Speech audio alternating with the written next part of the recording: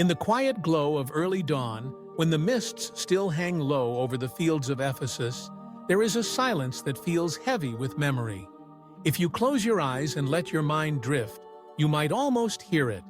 The faint ring of bronze chimes swaying in the morning breeze, the soft footfalls of sandaled priests walking along polished marble floors, and the murmur of prayers whispered to a goddess whose name once commanded the devotion of empires. Where now there are scattered stones and broken columns, there once rose one of the most breathtaking creations the ancient world had ever seen, the Temple of Artemis. It was not just a building, it was a statement, a declaration that beauty could be built to touch the divine. A place so magnificent that it earned its place among the 7 wonders of the ancient world. And yet, like so many wonders, it is gone, lost to fire, to time, to the restless shifting of history. Ephesus, in what is now Western Turkey, was once a thriving port city, a jewel of the ancient world. Traders came from across the Mediterranean, their ships heavy with spices, silks, and precious metals. But what drew the eyes of the world was not just the city's wealth. It was the goddess who guarded it. Artemis, the huntress, the protector of wild things, the goddess of fertility and the moon. To the people of Ephesus, she was more than myth. She was a presence woven into their daily lives. And her temple, they believed, was her earthly home. The first Temple of Artemis was built around the 6th century BCE, designed by the Cretan architect Chersiphron and his son Metagenes. It rose on a platform of gleaming white marble, each of its more than 100 columns soaring nearly 60 feet high. Imagine walking between them. Shafts of stone so wide, it would take 3 people with arms outstretched to encircle one. The columns themselves were adorned with intricate carvings, telling stories of gods and heroes, of battles and blessings. Inside, the temple housed a massive statue of Artemis, her form unlike the slender huntress depicted in Greek art elsewhere. Here she was motherly, adorned with rows of symbolic breasts, or perhaps gourds, symbols of abundance and life. Around her, votive offerings gleamed, gold jewelry, silver cups, and artworks gifted by kings and commoners alike. At night, oil lamps flickered against the marble, casting shadows that danced over the goddess's face. The air smelled of incense, frankincense, myrrh, and the faint tang of salt carried in from the harbor. Pilgrims traveled for weeks, even months, to stand before her, to whisper prayers for safe childbirth, good harvests, or protection from illness. But beauty, as history has shown, is often fragile. In 356 BCE, the temple was set ablaze by a man named Herostratus, who admitted under torture that he had burned the wonder to the ground for one reason, so his name would be remembered. And in that twisted way, he succeeded. Flames consumed the cedar roof beams, the ivory, and the gold. The statue of Artemis herself, whether destroyed or spirited away, vanished from the record. Here, history offers a strange coincidence. On the very night the temple burned, far to the west, a child was born who would one day be known as Alexander the Great.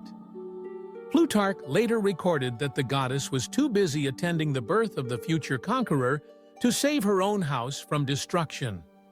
Whether you believe it to be divine neglect or the poetry of fate, the timing became a legend in its own right.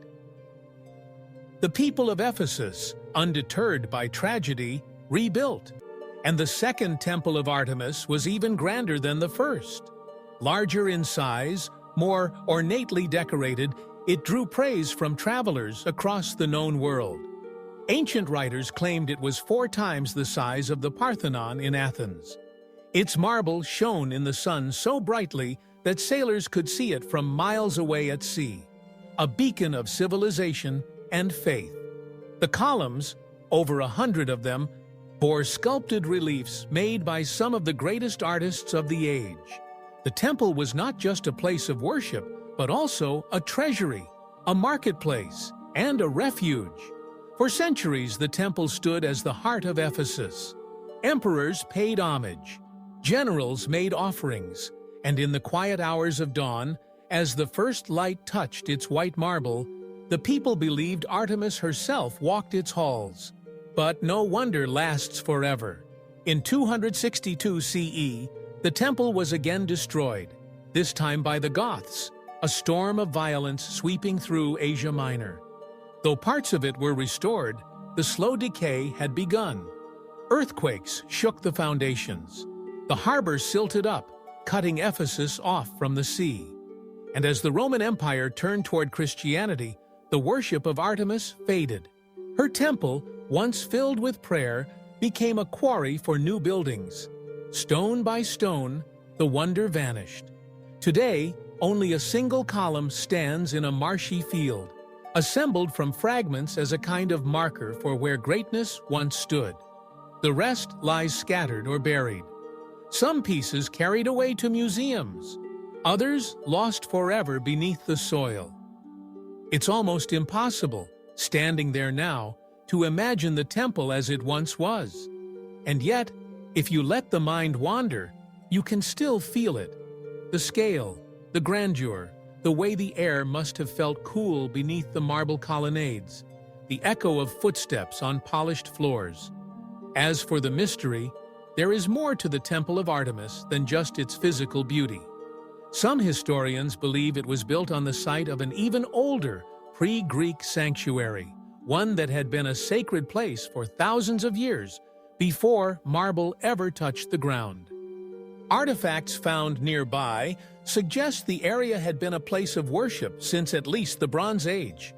Was Artemis simply the latest name for a goddess worshipped here since time immemorial? Did her temple rise on foundations far older than history remembers?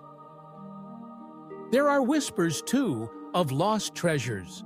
Some ancient accounts claim that the temple's inner chambers held not only offerings, but also sacred texts, records of prophecies, and relics from distant lands. If such things existed, they are long gone now, looted, burned, or hidden away where no one has yet looked. And then there is the curious fact that temples to Artemis often align with certain celestial events. Some researchers have speculated that the Ephesus temple might have been built to mark the rising of particular stars or the path of the moon, fitting for a goddess so closely tied to the night sky. If so, its placement was no accident, but part of a design meant to bind earth and heaven together. The loss of the Temple of Artemis is not just the loss of a building. It is the loss of a cultural heartbeat. It's the silence after the last note of a song, the empty space where a great painting once hung.